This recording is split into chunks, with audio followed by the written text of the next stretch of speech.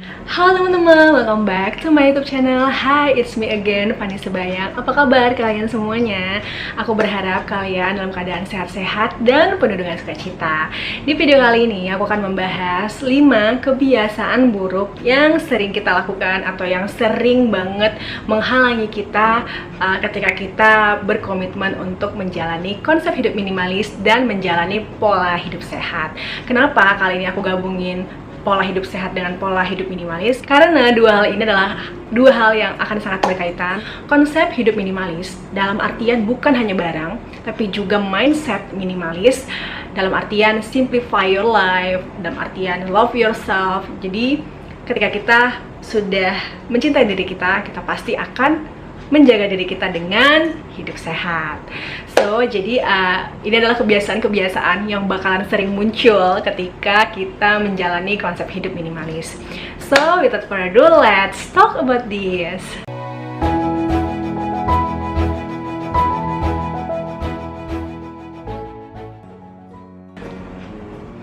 Sikap pertama yang harus kita hindari adalah perasaan rendah diri dan gak percaya sama kemampuan diri kita sendiri. Bedakan rendah hati dengan rendah diri. Kalau rendah hati itu adalah suatu sikap yang timbul dari dalam diri kita yang kelamaan akan menjadi karakter dalam diri kita, dan itu membawa efek yang sangat positif dalam hidup kita, dalam perkembangan diri kita, dan juga dalam kemampuan kita untuk bersosialisasi dengan orang-orang sekitar kita. Rendah hati itu akan dapat ketika kita bersyukur atas hidup kita, ketika kita nggak komplain sama setiap masalah kita, ketika kita percaya diri untuk menghadapi masalah kita, dan kita akan menjadi lebih rendah hati. Tapi beda dengan rendah diri. Rendah diri ini maksudnya adalah kita nggak percaya sama kemampuan diri kita sendiri. Kita selalu membuat batasan-batasan untuk diri kita gitu. Misalnya nih kita nggak bisa masak, padahal kalau kita belajar kita pasti bisa masak. Yang kedua, misalnya kita pikir, aduh kan cari uang tuh susah, aku kan kayak gini, aku kan nggak bisa bla bla bla gitu. Udah usaha nggak sih gitu? Kita mungkin kurang usaha gitu. Jadi jangan bilang kita nggak bisa kalau kita nggak tahu seberapa besar usaha yang udah kita lakukan gitu. Kaitannya dengan hidup minimalis adalah mindset. Contohnya, kita melihat orang lain gitu ya, dia bisa masak almond cake gitu. Aku misalnya, aku nggak bisa masak almond cake. Aku masak almond cake sekali langsung nggak enak, rasanya parah banget, bantet dan bla bla bla gitu kan. Terus aku langsung bilang sama diriku, ya udah lo nggak mampu gitu, ya emang nggak punya bakat deh untuk masak gitu. Tapi aku bilang itu ketika aku belum bener-bener berusaha gitu, belum melakukan percobaan mungkin sampai 10 kali gitu. Coba kalau misalnya aku masih bersabar gitu ya, aku harus sabar, aku harus try again sampai aku tahu ketika aku nggak bisa, berarti emang aku nggak bisa gitu. Tapi kalau misalnya aku berhasil, setiap prosesnya ada satu step yang bertambah. Misalnya percobaan pertama bantet banget, percobaan kedua bantetnya 1/4, percobaan ketiga setengah, percobaan berikutnya udah mulai naik lagi, bahkan sampai percobaan 10 udah nggak bantet, misalnya kayak gitu. Jadi usaha itu tidak mengkhianati hasil. Pusat semua aktivitas kita, mindset kita, diri kita itu adalah pikiran kita. Jadi kalau pikiran kita sehat, badan kita pun sehat. Tapi kalau pikiran kita tuh rumit gitu ya, terlalu rumit sana sini, muter-muter, kita pun jadi sakit gitu. Nah, mungkin penjelasan aku masih kurang bagus mengenai pembatasan diri ini, mengenai perasaan rendah diri dan nggak percaya sama diri sendiri. Ini adalah satu video yang bagus banget, yang aku nonton video ini sampai bener-bener aku ngerti, berulang-ulang kali aku putar sampai aku bener-bener ngerti, oh iya ini toh artinya gitu. Tapi mungkin penyampaianku kurang, jadi kalian lihat aja video ini bagus banget, dan aku rekomendasiin banget untuk ditonton. Aku taruh di description box ya. Yang kedua adalah barang-barang asumsi dengan, ya sepertinya aku butuh barang ini. Nah, ini adalah sikap yang paling sering melanda kita ketika kita dalam perjalanan memulai hidup minimalis. Ya sepertinya aku butuh barang ini. Contohnya misalnya gini, kita masih punya micellar water misalnya gitu ya. Ini contoh yang paling sering aja, micellar water gitu. Terus kita jalan-jalan nih ke mall, ya kan? Kita jalan ke mall, kita lagi hangout lah sama teman kita gitu. Terus kita masuk ke salah satu department store. Terus ditulis di etalase promosinya, beli satu gratis satu, atau beli satu dengan nambah segini dapat 2 gitu. Jadi terus kita pikir, wah ini murah ya gitu. Terus iya ini murah ya, jarang-jarang nih promo misalnya gitu, langsung beli gitu kan. Padahal sebenarnya kita masih punya di rumah. Dan kalau misalnya kayak micellar water gitu ya, itu kan bisa habisnya dalam waktu 3 sampai 6 bulan, tergantung memang sih, tergantung seberapa sering kita pakai micellar water gitu. Misalnya kayak aku kan nggak, misalnya aku makeupnya kan cuma seminggu sekali, dalam misalnya aku pergi ke gereja gitu kan, aku pakai makeup lah gitu kan, pakai BB cream gitu kan. Nah, aku hanya pakai seminggu sekali. Kalau tiap hari kan nggak pakai makeup. Jadi si micellar water ini kan bisa habisnya, menurut aku bisa sampai 6 sampai 7 bulan gitu. Nah, kalau misalnya aku ngerasa, wah sepertinya aku akan butuh nih, atau tergiur sama dia lagi diskon tadi gitu kan, beli 1 gratis 1 misalnya gitu kan. Jadi kita punya keinginan untuk nyetok barang ini gitu kan. Padahal sebenarnya yang kita pakai ini pun bisa bertahan 7 bulan kemudian. Dan nggak mungkin selama 7 bulan itu si department store itu nggak bikin sale juga gitu. Ya kan? Yang ketiga adalah hal-hal yang tidak memberikan dampak positif kepada kita. Contohnya adalah sering-sering nongkrong gitu kan. Gimana ya? Karena aku anaknya nggak suka nongkrong, jadi aku senang bahas ini.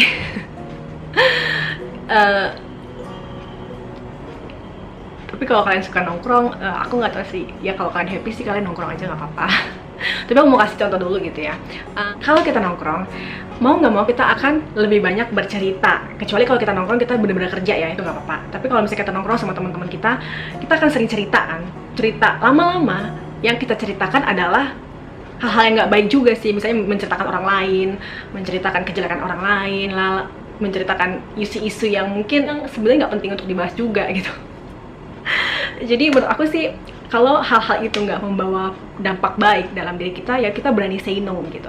Misalnya diajak teman-teman kita kayak, kita ini yuk jalan-jalan yuk, jalan-jalan kemana nih misalnya, iya ini mau acara barbecue nih bla bla gitu kan. Kita lihatin teman-temannya siapa dulu gitu. Kalau teman-temannya teman-teman dekat, teman-teman sahabat kita, teman-teman yang pengen udah lama nggak ketemu, kita pengen gathering gitu, nggak apa-apa gitu, terima aja ajakannya. Tapi kalau misalnya teman-teman yang teman-teman yang yang nggak terlalu deket juga, terus karena kita pengen hangout, terus kita jadinya hangout sama mereka, tapi endingnya kita ngerasakan ini hangoutnya ngapain ya, kayak nggak bermanfaat juga, menceritakan banyak orang, gosip sana sini gitu, nggak usah gitu. Mendingan kita bilang sorry ya, aku nggak bisa karena aku lagi ada kerjaan nih, bilang aja gitu. Padahal di rumah kita pengennya tiduran, kita nonton, kita masak apa kek gitu, atau kita beresin apa kek gitu. Jadi berani say no untuk hal-hal yang tidak memberikan dampak positif untuk diri kita gitu.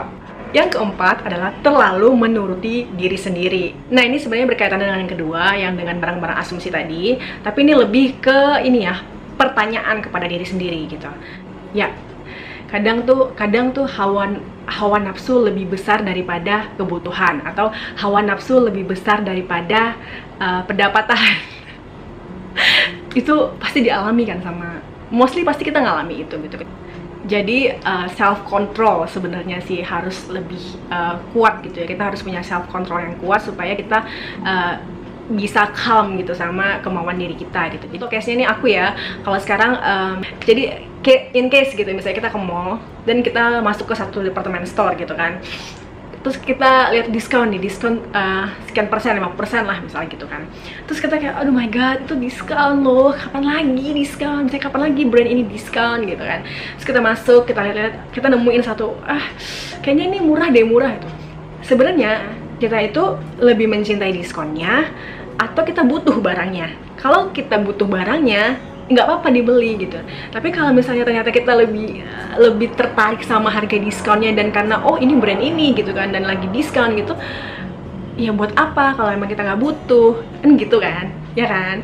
Jadi kalau misalnya aku nih ada di posisi seperti itu, aku selalu bikin pertanyaan nih sama diriku. Jadi misalnya aku dihadapkan sama satu pouch kayak gini, misalnya kita anggap ini brand C gitu yang benar-benar terkenal gitu kan, dan dia lagi diskonnya 50% dari harga 500.000, berarti 2,5. Wah, kapan lagi dapat pouch misalnya ini barang mewah gitu ya, atau barang yang ya hype lah gitu kan.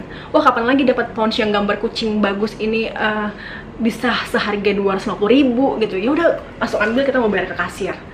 Nah, kalau aku nggak, misalnya aku lihat ini ya, terus aku tanya nih sama diriku, ada 5 pertanyaan yang selalu aku jawab yang selalu aku tanyakan sama diriku. Misalnya kayak gini, aku beneran butuh nggak ya barang ini? Jawabannya enggak sih, aku udah punya kok, aku udah punya kok, ada yang lain kok sebenarnya gitu. Terus ya ini, aku udah punya barang yang sama nggak ya? Apa cuma beda warna aja?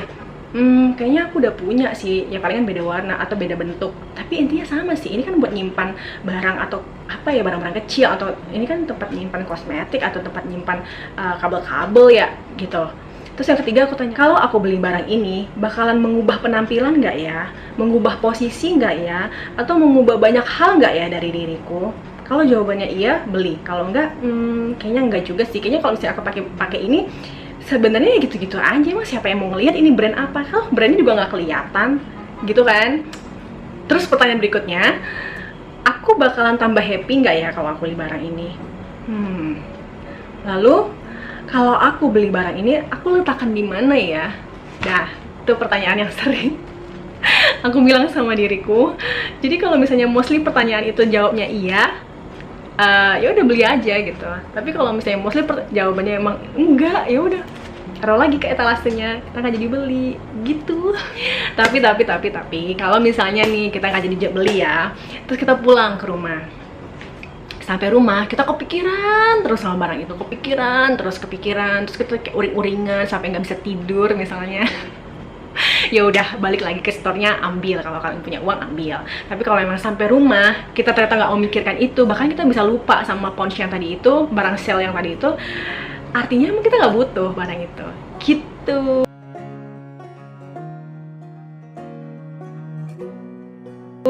Kebiasaan buruk yang kelima adalah junk food. Oke, semua orang suka junk food, apalagi di zaman yang sekarang ini ya, semua serba instan, semua junk food di mana-mana tuh bertebaran gitu. Kita pun sehari-hari pasti sangat berhubungan dengan junk food. Boleh makan junk food. Boleh banget makan junk food, tapi ada batasannya. Jadi ini lebih ke healthy life-nya gitu ya. Ini pola hidup sehatnya gitu. Aku mau cerita dulu pengalaman aku. Jadi dulu, dan selama aku kuliah kan, namanya juga kita orang susah, punya pasti uang bulannya juga terbatas gitu kan. Karena sangat terbatas, jadi aku mencari makanan-makanan yang murah gitu kan, seperti misalnya warteg, tapi warteg yang cuma harga 5.000, 6.000-an gitu. Terus akhir bulan pasti aku stok mie gelas, karena emang aku nggak punya uang lagi gitu. Waktu kuliah itu aku tuh udah mikir kayak, yang penting gue kenyang, gue punya tenaga untuk ngerjain tugas, gue punya tenaga untuk ngerjain skripsi, bla bla. Udah itu aja, nggak mikirin sehat gitu loh, nggak mikirin ini makanan nutrisinya berapa, kandungan gizinya gimana, nggak mikir kayak gitu. Dan tibalah aku gajian gitu ya, aku tuh dapat uang lumayan gitu kan dari gaji aku gitu, gaji pertama lah misalnya kayak gitu. Kayak wah, aku dapat uang segini gitu, berapa kali lipat dari uang bulanan aku waktu aku kuliah gitu. Jadi aku hura-hura nih, kayak aku makan makanan nggak pernah aku makan makanan yang dulu sama sekali nggak kepikiran aku beli gitu kan. Aku makan pokoknya makanan mahal, misalnya harga 100.000, 200.000, aku udah kayak bodo amat, penting mau makan, gue ngerasain gitu kan. Udah begitu tuh gitu kan, selama mungkin hampir 2 tahun gitu. Aku, karena wajar kan, kita dari yang nggak kenal uang jadi kenal uang gitu, itu pasti ada perubahan, ada fase perubahan dalam pola konsumsi kita gitu. Dan karena aku udah tahu nilai uang itu, dan karena aku tahu oh aku bisa menghasilkan cukup banyak uang nih gitu. Jadi karena ada apa ya, karena dulu aku tuh kan money oriented gitu ya, jadi aku nyari uang karena aku harus ngebiayain adikku lagi kuliah kan. Sementara aku juga di Jakarta harus bayar kosan, bayar apa, aku sometimes aku bantu adik aku gitu. Jadi aku tuh money oriented, mencari uang, tapi aku nggak pernah pikirin gitu apa yang aku makan gitu loh. Sampai suatu saat karena aku gila kerja, karena aku gila nyari uang, aku ditegur sama Tuhan gitu. Jadi aku secara tiba-tiba untuk pertama kali dalam hidup aku tuh jatuh sakit dan kena organ vital aku, paru-paru aku. Jadi waktu itu paru-paru aku kan ada fleknya gitu. Jadi aku harus dirawat intensif selama 10 hari di rumah sakit. Dan ya udah, ininya aku langsung tobat, aku langsung bilang sama Tuhan kayak aku mau hidup sehat gitu.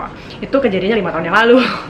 Jadi sekarang aku udah ada di masa 5 tahun menjaga pola makan aku. Itulah backgroundnya gitu, background kenapa aku concern sama apa yang aku makan. Karena juga mungkin dulu aku nggak menjaga kesehatanku kan. Pada saat kuliah aku kayak ya udah makan apa aja yang penting kenyang. Sekarang di saat kita sudah mampu, di saat kita sudah punya penghasilan yang sebenarnya udah bisa kita alokasikan kemana-mana gitu kan, tapi tetap lebih fokus ke kesehatan kita dan ke badan kita. Karena badan kita ini sebenarnya kayak mesin gitu ya, mesin untuk kita bekerja, kita menghasilkan uang gitu. Jadi kalau misalnya badan kita nggak kita jaga, kita cuma mikirin kita ngasilin uang, kita dapat banyak uang, tapi someday kita bisa sakit dan kita harus ngeluarin banyak uang untuk menyembuhkan penyakit itu gitu. Dan aku nggak mau kayak gitu gitu. Walaupun emang kemarin di cover sama kantor, tapi berasa gitu sekitar 21 juta untuk pengobatannya, belum lagi rawat jalan 3 bulan. Itu juga sekali konsul itu kan bisa sampai 700.000 gitu kan. Coba kalau misalnya ya oke lah, coba kalau misalnya kita nggak punya investasi gitu ya, kita nggak punya asuransi atau kantor kita nggak ngecover, gimana gitu loh. Jadi harus jaga kesehatan kita, jaga tubuh kita. Dan puji Tuhan dari 5 tahun yang lalu itu sampai sekarang aku nggak pernah kumat lagi, aku nggak pernah sakit lagi, puji Tuhan banget. Jadi kalau misalnya aku setiap hari, nggak apa-apa sebenarnya kalau kita mau konsumsi junk food, tapi kita batasi. Misalnya dalam seminggu kita hanya sekali aja makan junk food, selebihnya kita cari makanan yang kesehatannya terjaga, misalnya kebersihannya terjaga, nutrisinya ada gitu. Kayak kalau kita bisa masak sendiri, misalkan masak sendiri sebenarnya menu-menu yang simpel aja, kayak misalnya ikan goreng sama sayur bening, udah gitu aja. Nanti kalau weekend kita mau makan junk food nggak apa-apa gitu. Nah itu dia teman-teman, pembahasan 5 sikap yang harus kita hindari pada saat kita berkomitmen untuk menjalani konsep hidup minimalis dan pola hidup sehat. Nah bagaimana dengan kalian? Ceritakan ya di bawah, komen di bawah gimana sih kalian memerangi sikap-sikap yang tadi yang aku sebutkan tadi, caranya gimana, terus efek atau dampaknya sama kalian gimana. Kalau misalnya efeknya positif silahkan tulis juga di bawah ya, biar nanti yang lain juga boleh lihat. Dan jangan lupa untuk di like videonya dan juga di subscribe. Dan terima kasih sudah nonton video ini. God bless you all.